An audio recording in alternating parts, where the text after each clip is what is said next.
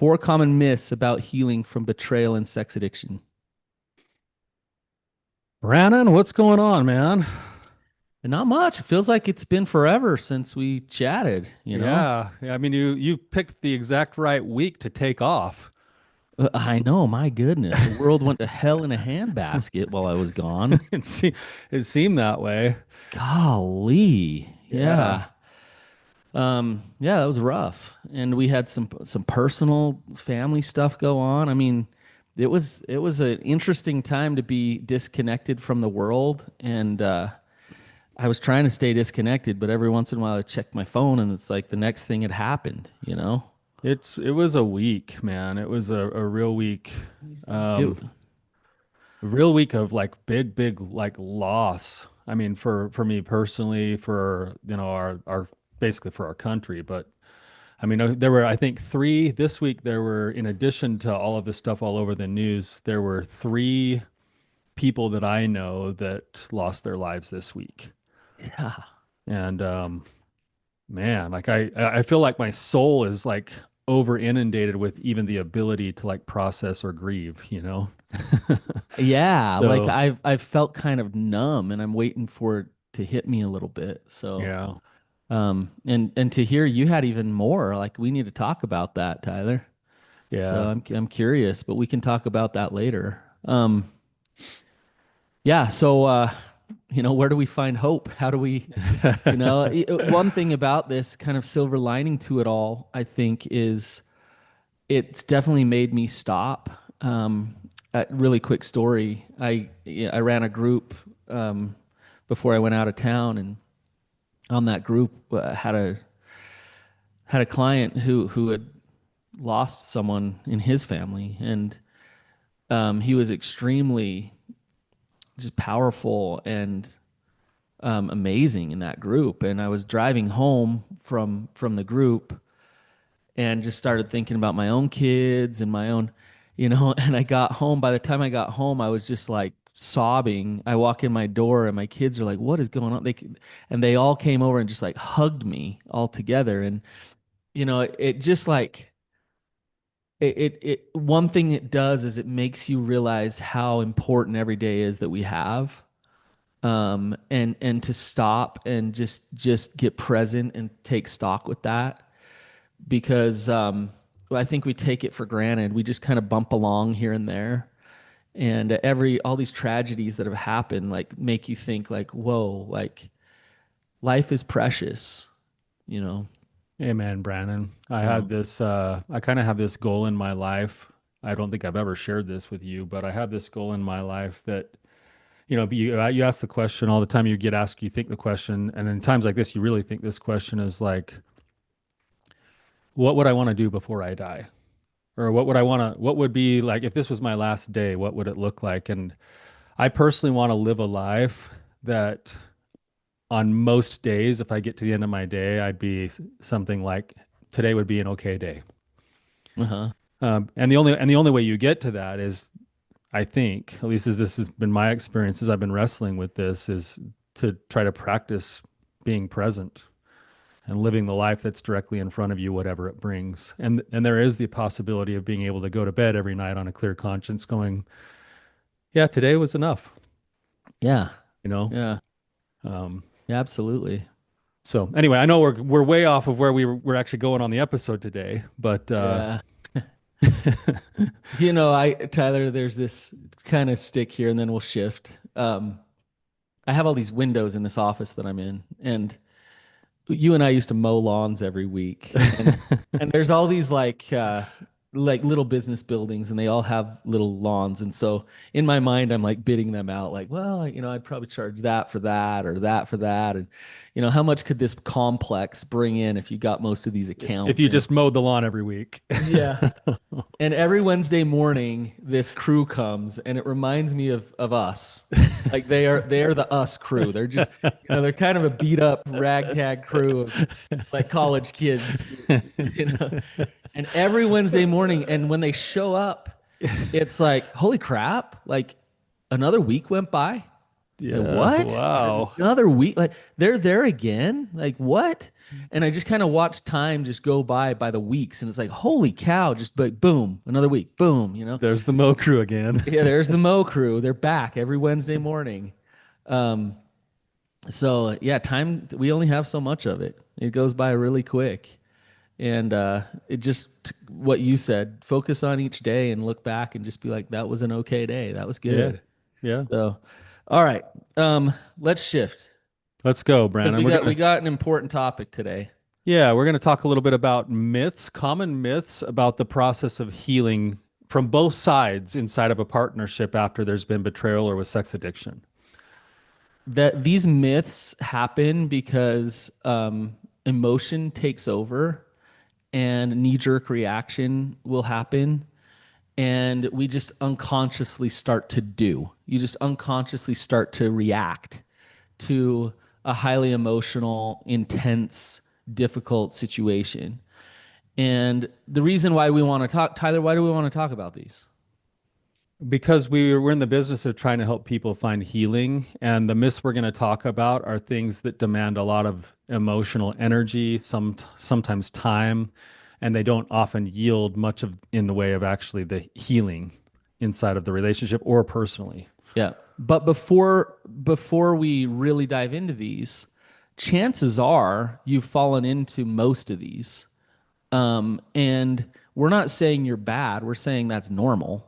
We're saying it's normal, and consider that maybe what all of these things feel like they promise some kind of reward, but they don't actually often very often produce much of a reward. Yeah. So it's hard to hear because if you're doing these things, it's like, well, don't tell me that I shouldn't, or like but what Tyler's saying is absolutely true. We want you to get better.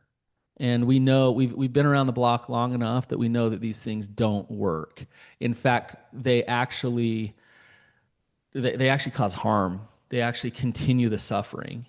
And so that's why we're going to talk about them today. Um, and hopefully, as you listen, you can look at your own recovery and what you're doing in your own work and say, yeah, like that's something that I definitely do or struggle with. And I need to reconsider because this is not helpful. So, Yeah.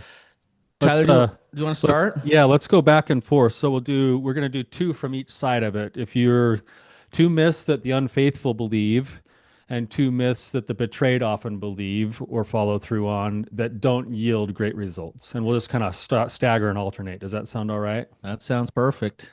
All right. I'll start if that's all right. This one is a myth that comes from the betrayed side of the equation. And immediately after finding out this, it kind of blows open, the secret's out now. Things are starting to kind of unfurl, all the new information is coming out. There's a common myth that many people get trapped in that as a betrayed partner, I need to become the primary accountability partner for my spouse. Yeah. Yeah. It's fascinating, Tyler. Like when betrayal happens or discovery happens, that the person who betrayed oftentimes wants their partner to like think that they're okay, and one way that they do that is they wrap them into their recovery. They like, here, you're my sponsor, you're the one that tells me I'm okay or not okay. And the betrayed partner will take the bait, and it seems like it's done from a place of support, and oftentimes it is. There's some of that going on, but it's also done from a place of control, of if I am the person who you're accountable to, then I know more, I get to manage more, I get to see more. So I'll schedule your therapy appointments for you.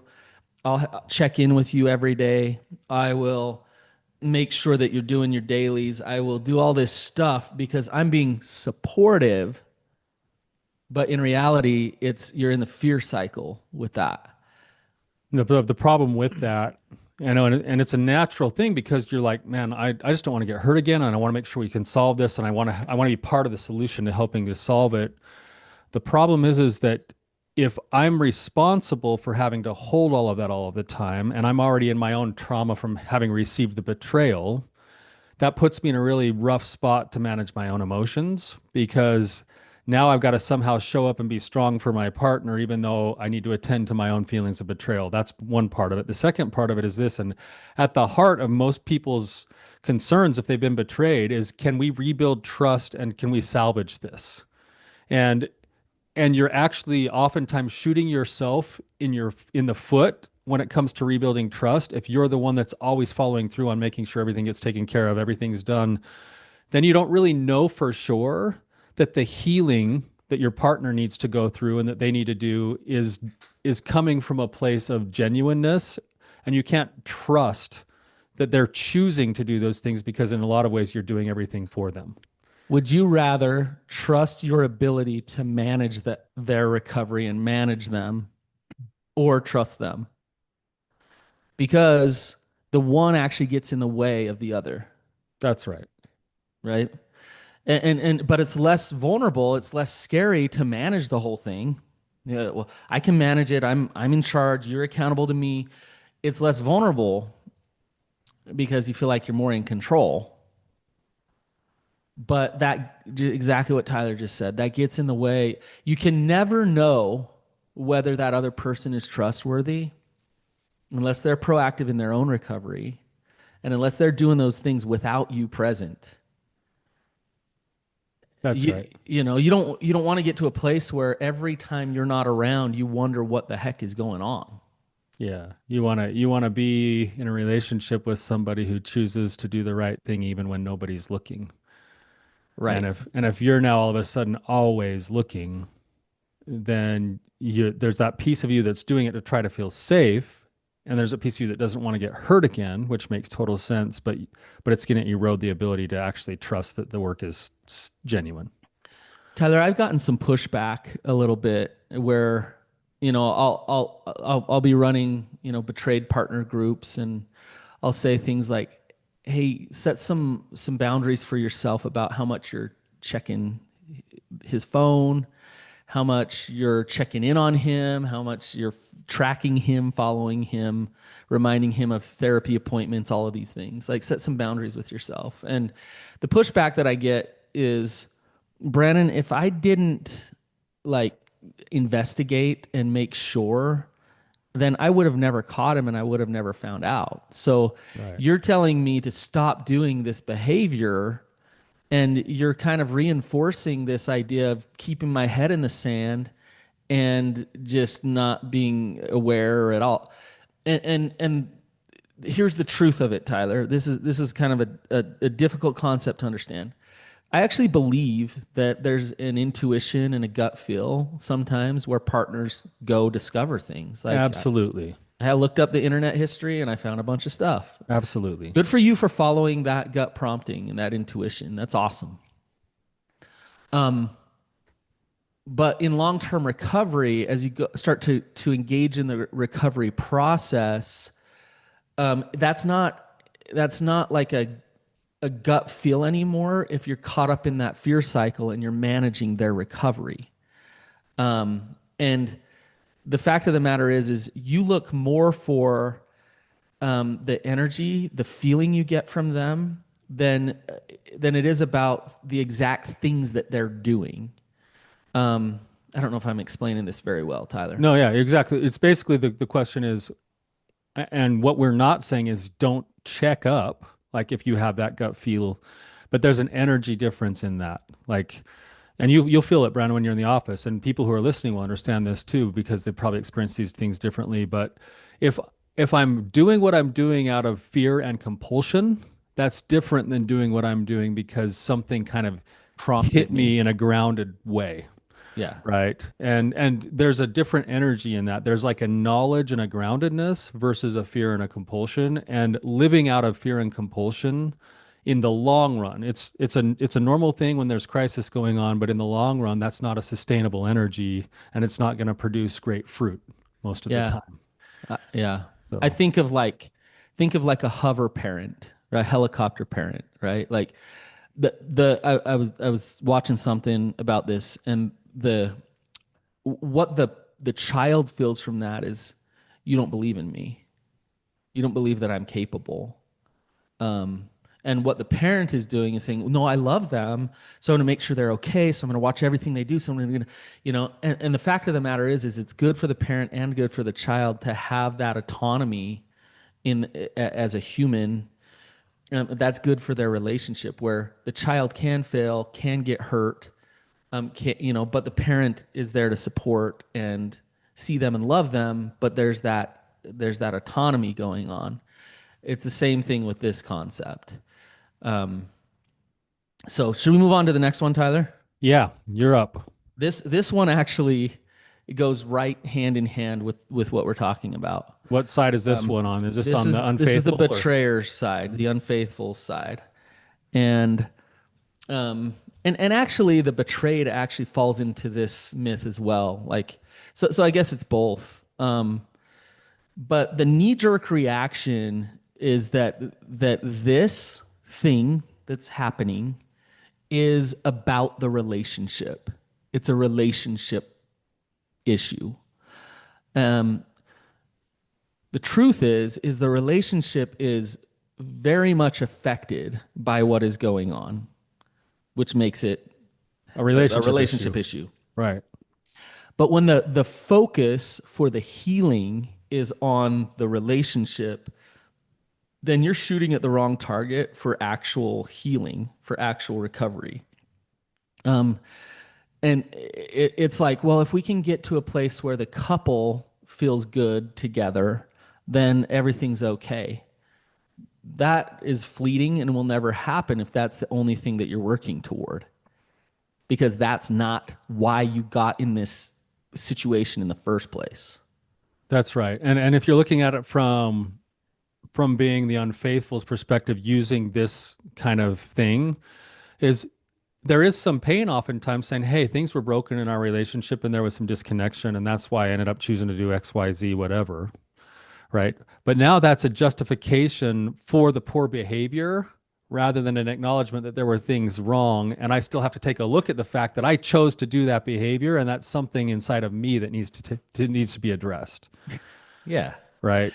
And a lot of times it feels like blame on the partner, and the thing about it is this, I work with couples all the time. You do too, Brannon. I had one last week just beating their head against the wall because he's the one that's done the betraying, and he's coming in and saying, but can't you see that my needs, da, da, da, da, da, da, da, da, and that's why I had to go and look at porn, or that's why I had to go and do that. And that's why it's like, and I'm sitting there I've never had that session before. I'm sitting over there watching the partner just like all he's really saying is, I want to be connected. I want to have a deeper relationship. I want to this and that. And the more that he keeps saying those things, the more she just continues to tighten, withdraw. And then finally she's coming out with like her own anger, her own frustration. And then the disconnection gets even further.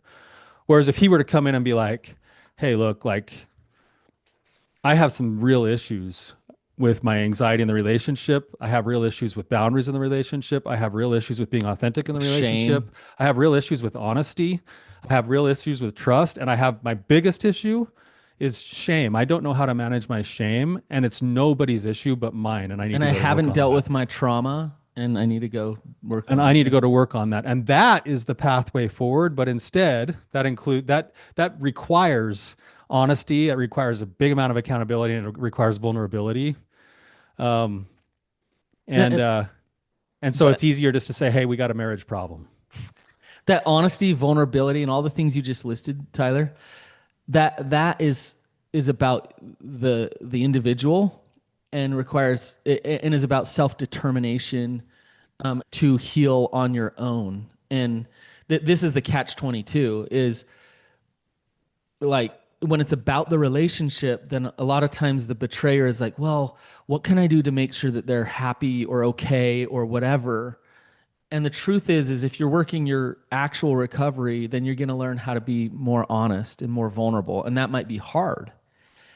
Tyler, it's so obvious. This is like, how many times have you heard this where it's like, somebody starts to develop a sex addiction and they're 12, 13 years old, and it escalates and it's compulsive and it's just happening, right?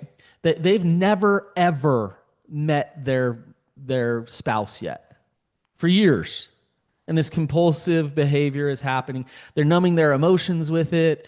They're building up their shame. They're destroying their self-worth. They're living in secrecy more.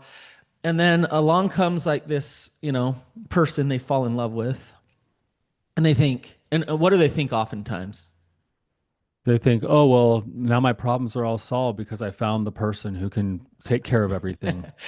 So think how crazy this is. Like years of developed behaviors, years and years of it. Not just the acting out, but the secrecy, the No, all of hiding, the it. shame, The like all of it. attachment issues, the everything that is there. Years and years of it. Then it's like, oh, a pretty face. Like, yay, we got married. Life is better now. Sorry, that's not how it works. And then what happens in the marriage? They think, well, the problem didn't go away. But And the now, person was supposed to be the solution, and when it's not, then they keep going back to the same well, going, but this relationship's supposed to be fixed and be better, and like, and feeling worse about themselves yeah, because that now they really shouldn't be acting out in these ways, and they are, so now they feel worse about themselves. Secrecy goes even further, and then D-Day happens, and they go into a therapist's office. They come to my office or your office, and they're like, "Fix this relationship." Like, what do we do to fix us? And it's like, whoa, where was the seed planted? right. What is the actual issue? And I get it. Like to fix the relationship, you have to fix the individual parts in the relationship. The ingredients have to be there so that the relationship can flourish. And It's when the focus is on the relationship, then you don't deal with, working on that recovery. the principles that it requires to do the work on the individual level actually are some of the same principles in most cases that do the healing in the relationship. Yes. Because when I'm a partner and I'm watching my other partner go into the depths of their problems and take ownership and practice accountability and practice humility and build a team for accountability with other people and go into their trauma and start becoming shame resilient, that's the kind of person I want to be married to. Healthy attachment is a byproduct of real recovery. Yeah. Healthy relationships is a byproduct of actual individual recovery. Exactly. It's an invitation to create a new kind of relationship rather than go back and try to hammer out of the old relationship some kind of fix. And this goes both ways, Tyler, where it's easier to hide behind the frustration of the relationship than it is to do the hard work of real deep recovery. So if you can focus there, you can focus on how bad just like your example, like, well, she doesn't give me enough sex or she doesn't, like, okay, focus there so that you don't have to actually stop and look in the mirror and do your freaking work. That's what's going on there. That's the pathway to freedom is your work. Get accountable, stop playing the victim in the relationship, focus on your individual healing so that you can create healthy relationships. Yeah. And by the way, Brannon, what you said is that's the empowering way to do it. Yes. Yep. So, But the myth is we got to fix our relationship. And you do, but I guess what's the myth in that, Tyler? The myth is that the base level problem is the issues in the relationship. the truth in that is that there is a pain point in the relationship, and so that's why it makes sense why people come in and say, "Hey, we got a problem." How many times has the problem been we need to learn how to communicate better? And it's like, well, yeah, that is a problem, but that isn't the problem right now.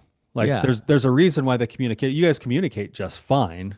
It breaks down because there's a lack of Right. boundaries and shame resiliency and all those other things. The relationship issues are the symptom, Yeah. and not In, the actual in problem. many cases, yes. That's it. So yes, there's a pain point there, but pursuing that is like pursuing the visible part of the iceberg when there's a whole bunch of stuff underneath the surface that is really Oh, what I love the iceberg analogy. yeah, we always got get to back it. to that. I love Somehow the iceberg But always it's makes its true. way into It's a places. good one. Do you have a poem about an iceberg? No, but I should probably go find one now. You should write one. I challenge you. Right, the Ri- iceberg poem. Write the iceberg poem. Share it at Rising Sun. Just so you can laugh at me. I would love it. Yeah, I you. would I know you abs- would. I know you would love it. I might write one, or I might I. have. What the thing is, if I write it and I get up there in front of all the guys at Rising Sun and then I share my like iceberg poem, I want to make sure you're facing me and not behind me, like mocking me the whole time. I So. challenge you to write the iceberg poem without using AI. That's my challenge to Hey, you. nobody does anything without AI these days.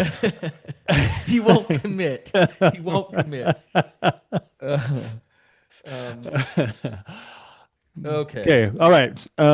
Let's go in reverse now. So I'll do my myth for the unfaithful. All right, Brandon, and then we'll backtrack into Oh, your myth perfect. from okay. Yeah.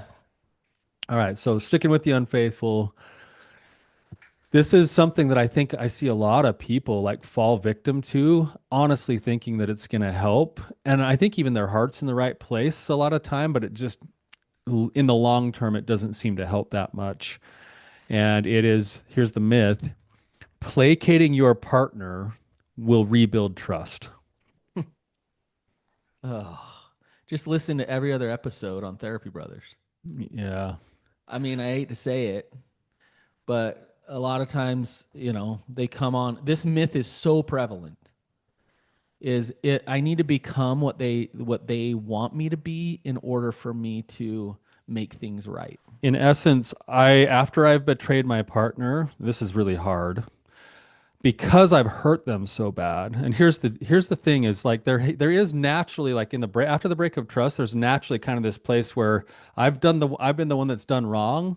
I should do everything in my power to try to help fix it and make it better, even though I can't. I can't fully fix it, but I should like if I'm going to have a fully kind of like broken, say, repentant heart, then my desire would be to want to be able to fix what I've broken, right? The problem is that it gets attached to this belief that goes with it that says, because I've hurt my partner, I am now always responsible to make sure that they're never upset with me. Yeah. And then when I start doing that, I have a tendency to lose my shape, lose my integrity, sacrifice my values, and now I'm eroding my values and myself some of the time because I think I'm responsible to make sure my partner never has any bad feelings. Yeah. And this is really hard, Tyler, because when you've hurt somebody, the last thing you want to do is to continue to hurt somebody. But and it feels like, if I'm honest, sometimes that truth is painful and hurts you, And it is. and it Sometimes it is. does hurt. But you're selling out for the short term and destroying the foundation of a relationship by just because think about it. If I've hurt you because I've been dishonest, and then we try to navigate our relationship, and what I do to try to keep the peace is show up dishonest, am I harming or helping the relationship? I'm avoiding I'm avoiding the acute consequences of being different or having a disagreement and seeing your pain at the expense of the long-term hopes that we can actually be two authentic people who choose to be in a relationship with each other in our authenticity. Right.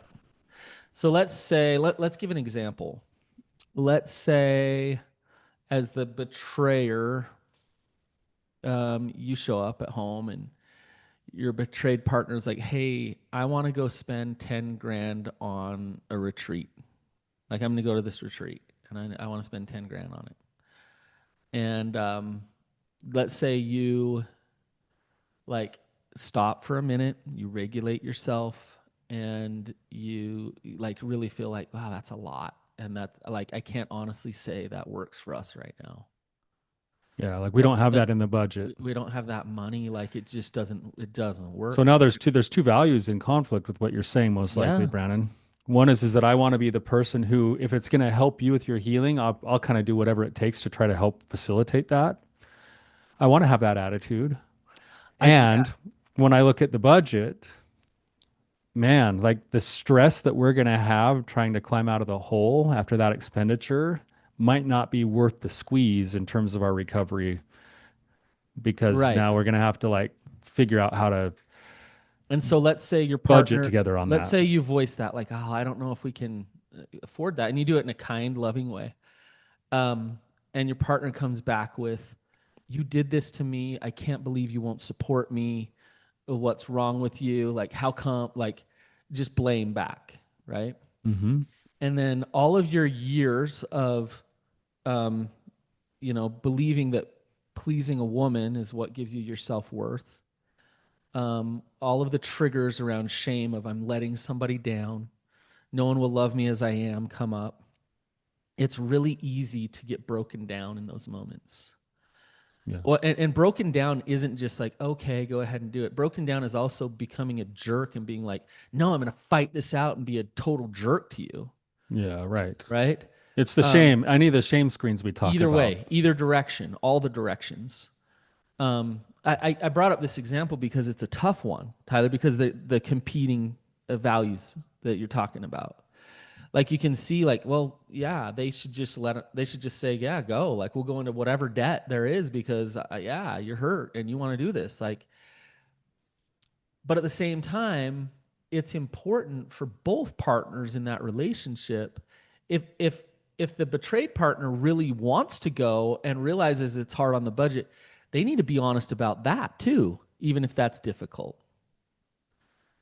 Right. And then the key is learning how to navigate that together where you're both showing up honest in that relationship, right? Right, right. And then that's where you get into like dialectical discussions, which is the both and of, hey, I do want I want to value your process. I want to value your healing. Is there any way we could look at five other options other than this $10,000 one? Or And how do we work on this together? yeah, Like, like let's figure out what some next steps could be towards that, while also taking into account that there is going to be extra stress on our budget if we end up doing this. right, right. Or maybe it's like we really honestly we just can't afford it. Right. Right. Right. But to sit down together and be honest and empathetic with you. I mean, that's the ideal scenario is that both partners feel connected to, seen, they appreciate that each other came to the table honest. Even though it's hard. Yeah, and they can negotiate and compromise and feel understood and voila. Like whatever's going to happen, either they'll go on the retreat or they won't, but there's that level of trust and strength that goes on in the relationship.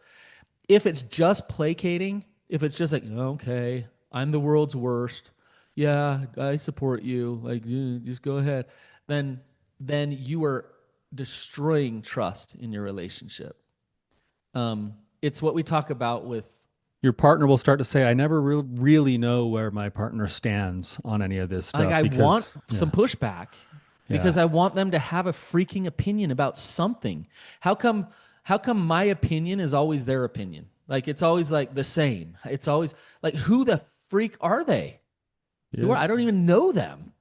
Admittedly, Brannon, that was maybe one of the biggest complaints right after D-Day in my own marriage was my wife would come and she would start fights, and I'd be like, you know me, Brannon. I can be the You're going to ultimate placating chameleon. mode. I can placate with the best of them, and she would keep going and keep going and going, and then she'd finally say it, just come flat out and say it. She's like, I just want you to fight with me. Just have an Have it. opinion. Just fight with me for a minute. I'm like, Where's oh, who are like, you? Where's your backbone? and all I'm doing is making it worse because I'm just like, no, like she could Oh, change arguments you mid want an sentence. Like, okay, opinion? yeah, oh, okay, You yeah, want an opinion? Okay, okay. Now I'll give you an opinion because you want an opinion. yeah. But she's like, I just want to have a disagreement with you, Tyler. Like, Yeah. just please, like. Then and so all of a sudden I'm thinking like, why is she saying all this outlandish stuff? And she's like, how far can I push the guy? Like, like when will he hold his shape?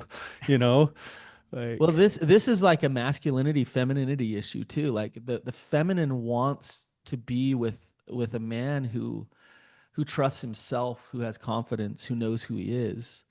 And if you're just always just chameleon, becoming what she is telling you who you are, Yeah.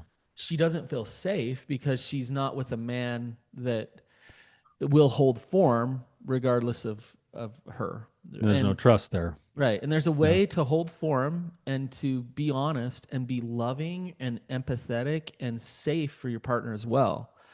And that's what feels like strength to your partner, not That, the placating thing. that's right. Um, I'm reminded of like Jody back in the day. She'd sit down with guys and just say, like first sessions, and just be like, "You have no leg to stand on. Like you do not have a right to have an opinion right now." Yeah. And I'd see that and be like, "What? Like that's Right. supposed to help?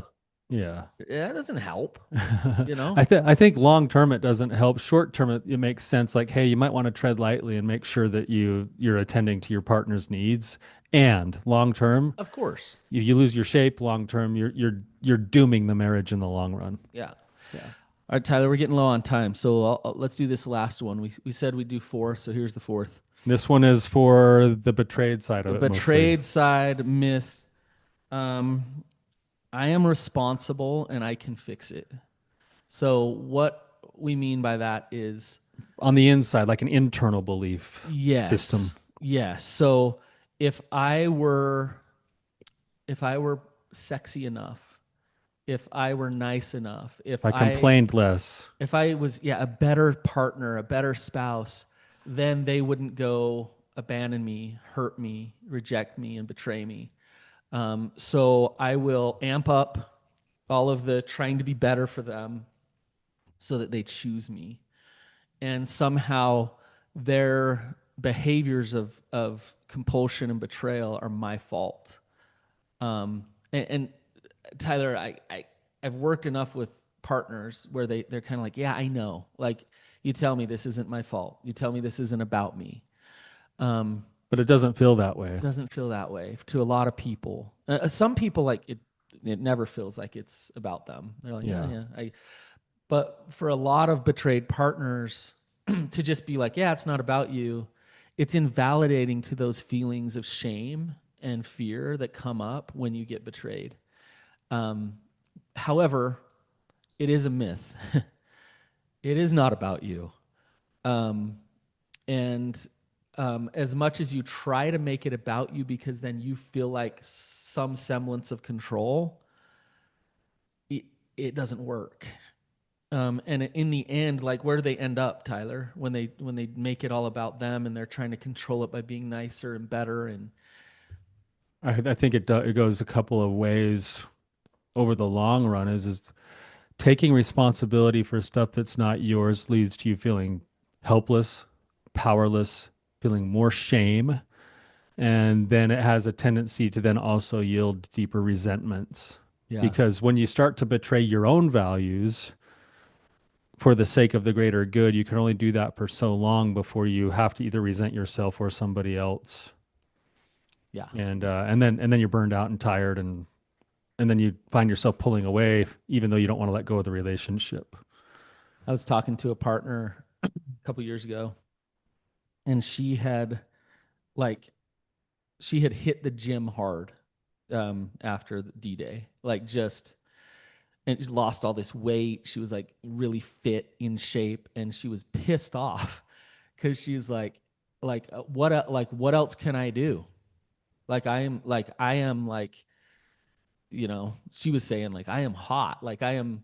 What else can I do? Yeah, You I've gone know? and done everything I can to be desirable for my partner. Yeah, and I was listening to her, and I was just thinking like she doesn't understand what she's dealing with on the other side. Um, The default belief system is what's already undermining what her efforts are. Is that she believes in doing that that somehow she's going to make herself so irresistible that he will only choose this or this when in reality she doesn't realize that his issues were his long before she was in the picture and his issues will be his issues regardless of who he's married to. Yeah. I mean, how many times I've sat down with people who their spouse is just a lovely person, just a good human and a great spouse in so many ways. And they're off cheating with like they're cheating. It's like, really? Like, Like what? what are you doing? Like, Yeah, and it's just more, you know, evidence that this isn't about the it's partner. not. It's not about the marriage.